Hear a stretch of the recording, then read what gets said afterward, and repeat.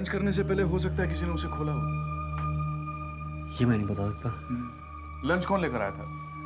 Driver हमेशा वही लेकर आता था। लंच बॉक्स रखा कहाँ जाता है? भैया की केबिन में।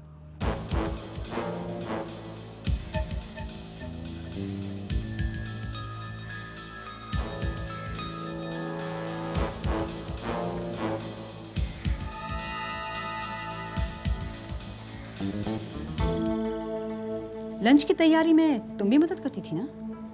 लंच का साहब तो चाय भी मेरे ही हाथों की बनी पीते थे। लंच में जहर कैसे आया? मुझे नहीं पता।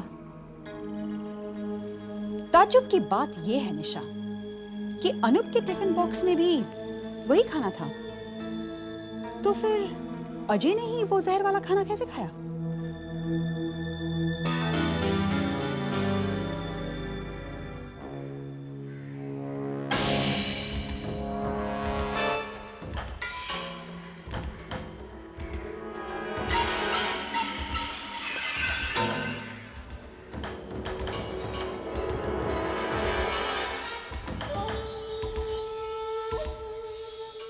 Hotel Galaxy.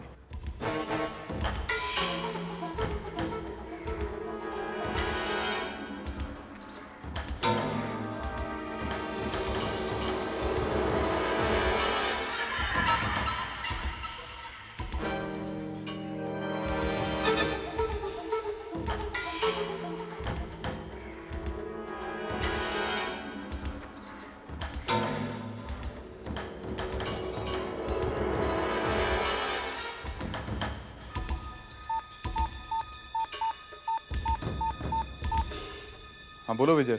हाँ जी, जहाँ से बुलेट चलाई गई थी वहां पर एक बुलेट शेल और एक टिश्यू पेपर मिला है। टिश्यू पर अजय की गाड़ी का नंबर लिखा हुआ है और होटल गैलेक्सी का है टिश्यू। ठीक है, तुम फौरन वहां पहुंचो। Right sir. क्या हो रहा है इधर? चलिए आप लोग इधर से। सर क्या हो रहा है? सर एक मर्डर हो गया। किसका? अभी पूछताछ चल रही है। खून कहाँ हुआ है? रूम नंबर 303 में सर। कुछ मिला? अभी तक तो नहीं सर। कौन है ये? सर रिसेप्शन से पता चला है कि इसका नाम अब्दुल था। ये दिल्ली से आया था, लेकिन मुझे लगता है सर ये फर्जी नाम और फर्जी पता है। कैसे? क्योंकि होटल रिकॉर्ड्स में दिए गए दिल्ली के फोन नंबर्स मौजूद ही नहीं है। मरा कैसे? सर पॉइजनिंग का केस है। होटल स्टाफ से पता चला है कि इस आदमी ने सुबह नाश्ते में ऑमलेट ऑर्डर किया। कुछ घंटों के बाद जब हाउसकीपिंग वाले कमरा साफ करने के लिए अंदर आए तो किसी ने दरवाजा नहीं खोला। मास्टर की से अंदर जाने पर हाउसकीपिंग असिस्टेंट ने इसे मरा हुआ पाया। Another case of food poisoning. कुछ और बरामद हुआ? Yes sir, long range rifle अलमारी से मिली है।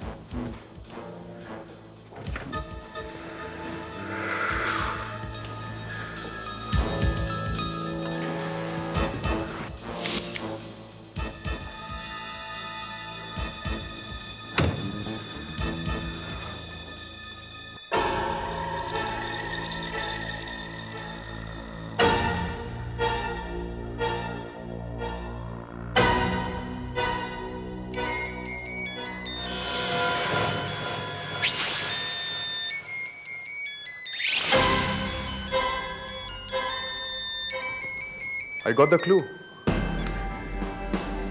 ये वही आदमी है जिसने अजय और अनूप को मारने की कोशिश की और इस पूरे गेम का मास्टरमाइंड मिल गया। ये उसी का लड़का है। किसी स्टाफ ने इस कमरे में किसी को आते जाते देखा? नहीं सर, उनका कहना है कि सुबह से इस कमरे में कोई विजिटर नहीं आया। कहाँ जा रहे हो? Who is it? तुम लोगों को म्यूजिकल लाइटर याद है? बिल्कुल याद है सर। ये लाइटर उस शख्स के पास था जो हमें अनूप के ऑफिस में उस दिन मिला। एग्जैक्टली, वो लाइटर हमें वहीं से मिला जहाँ से वो डेड बॉडी मिली थी। लेकिन इससे तो हम उसे मुजरिम साबित नहीं कर सकते। ऐसा लाइटर मार्केट में कहीं भी मिल सकता है। I think she is right sir. ऐसा लाइटर कोई भी मार्केट से खरीद सकता है। हाँ, खरीद तो सकता है, लेकिन ये बात हम और तुम जानते हैं, वो शख्स नहीं जिसने गलती से वो लाइटर वहाँ पे ड्रॉप कर दिया था। और अगर उसके जहन में खोट है तो हमारे शक को यकीन में बदलने की भूल कर बैठेगा। वो कैसे? वैसे कि जब हम उसे शक के बिना पे गिरफ्तार करेंगे, उससे पूछताछ करेंगे, तो अपने गिल्ट को कवर अप करने की कोशिश करेगा। हर कातिल अपने गिल्ड को कवर अप करने की कोशिश करता है। That's how we catch them. Let's not waste any more time. Move. लेकिन इतना समय कहाँ है सर हमारे पास? I think we should split. आखिर इस सिलसिले में अनूप की इंक्वायरी करनी जरूरी है। We cannot overlook this involvement in the charade. Right. विजय, तुम शेखर के पीछे जाओ। मैं और अवनी अनूप को ट्रैक करते हैं। तुम्हें जैसे ही कोई इन्फॉर्मेशन मिले, let me know. Right sir. Come Avani.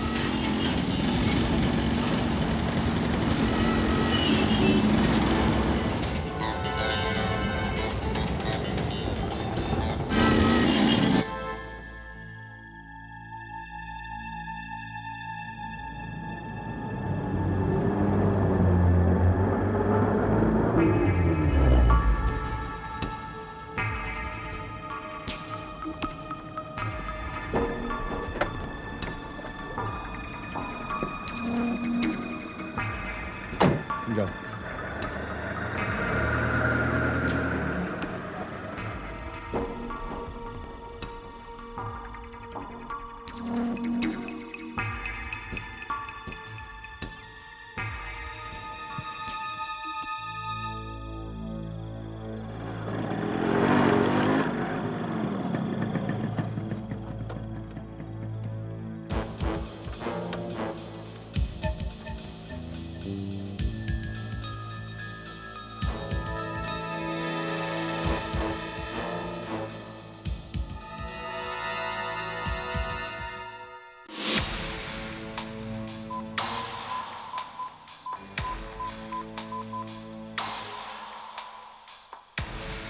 Hello sir.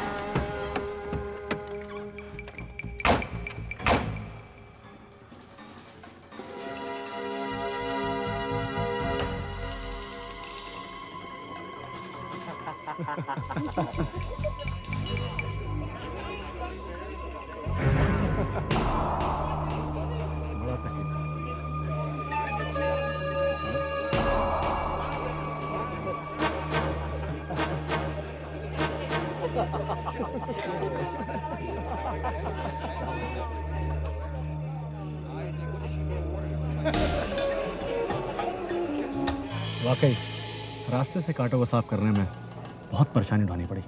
मैं तो उस वक्त बहुत घबरा गई थी जब वो शूटर ब्लैकमेलिंग पर उतर आया था। Oh my God. फिर क्या हुआ? बैठो बैठो बैठो, इतनी जल्दी क्या? मैं बताता हूं फिर क्या हुआ। जिसे तुम लोगों ने अजय समझकर मार दिया तो अजय था ही नहीं, वो मोहित था। अजय तो बहुत पहले ही मर चुका है। तुम लोग अपने आप को जितना तेज समझते हो उतना हो नहीं। चलो।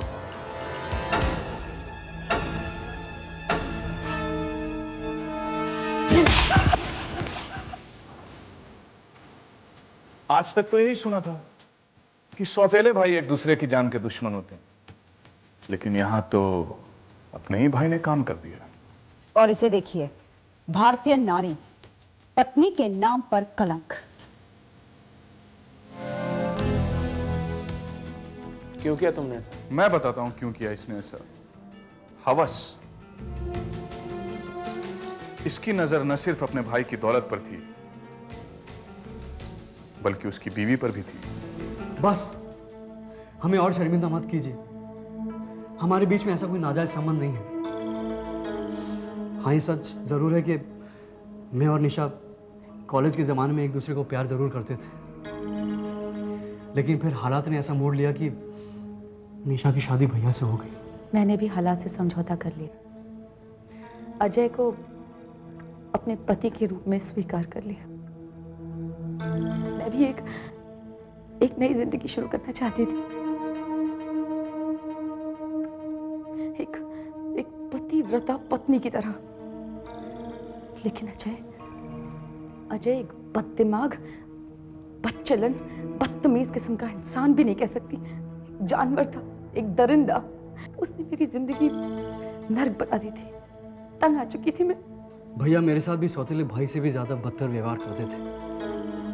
सब लोगों के सामने जलील क्या करते थे मुझे। तंग आ चुका था मैं। फिर एक रोज शेखर से मेरी मुलाकात हुई और हम सब ने मिलके एक प्लान बनाया।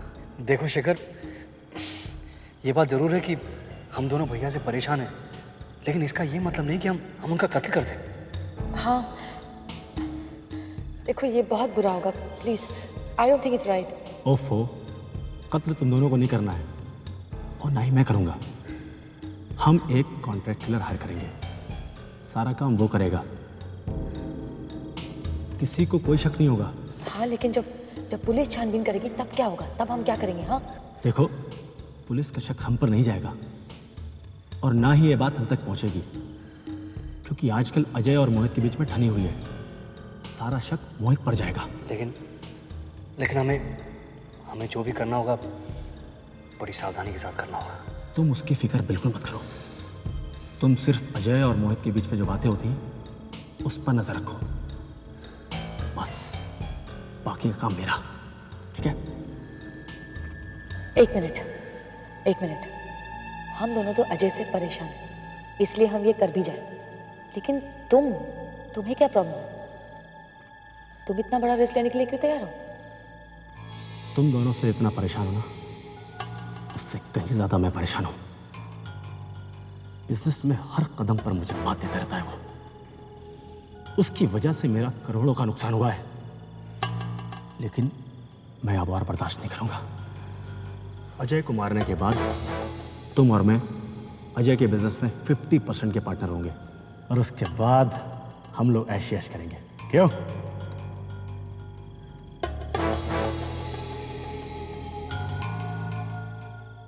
और हमें मौका उस वक्त मिला जब भैया मोहित से मिलने निकल गए। ये सब तुम्हारी वजह से हुआ है। कॉन्ट्रैक्ट किलर ने हमें बताया कि जब वो वहां पहुंचा तो भैया और मोहित के बीच में झगड़ा चल रहा था। इम्पॉसिबल, ये अब नहीं हो सकता है। और इसी मौके का फायदा उठाकर उसने भैया पर गोली चला अगर दी। नहीं मानोगे तो धमकी को सच में भी साबित कर सकता हूं मैं।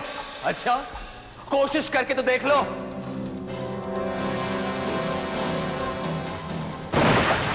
और फौरन वहां से भाग निकला।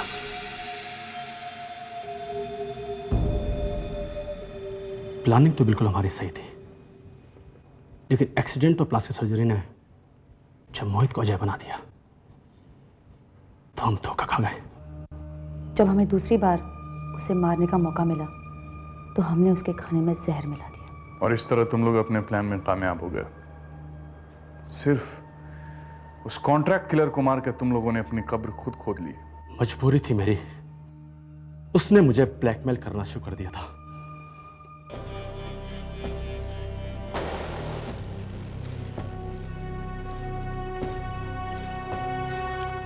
देखो शेखर बाबू,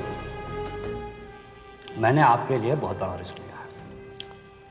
अजय को मारना इतना आसान नहीं था। मुझे और रुपये चाहिए। रुपए? कैसे रुपए?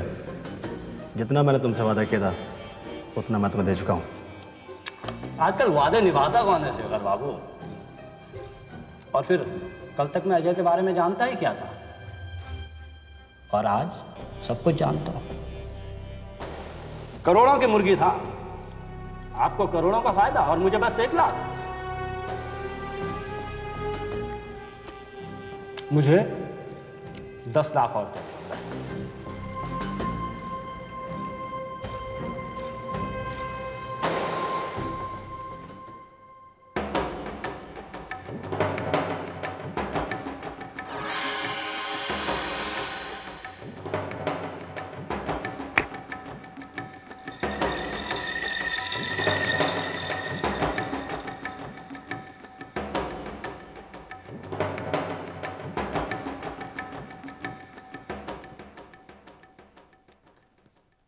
तो क्या सोचा शेखर बाबू, कब दे रहे हो 10 लाख रुपए?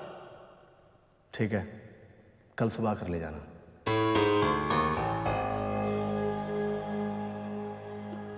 ठीक है, कल सुबह ही सही। जिसमें मुस्कुराने की कौन सी बात? जो आदमी एक इंसान को जहर खिलाकर मार सकता है, वही आदमी दूसरे इंसान को भी जहर पिलाकर मार सकता है। ये बात तुम कैसे भूल गए? हाँ?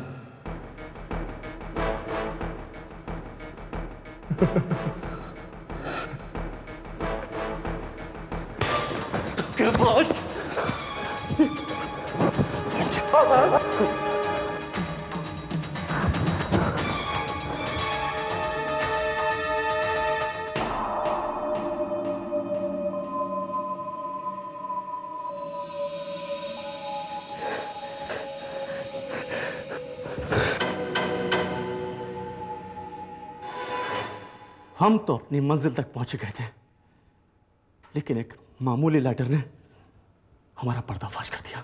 यही होता है, अक्सर एक छोटी और मामूली सी गलती मुजरिम को पकड़वा देती है। बड़ी गलतियां वो करता नहीं है, अपने आप को चालाक जो समझता है, और कानून का ध्यान उन्हीं छोटी छोटी गलतियों पर जाता है। अब जाओ, हवालात की हवा खाओ, सेहत बनाओ।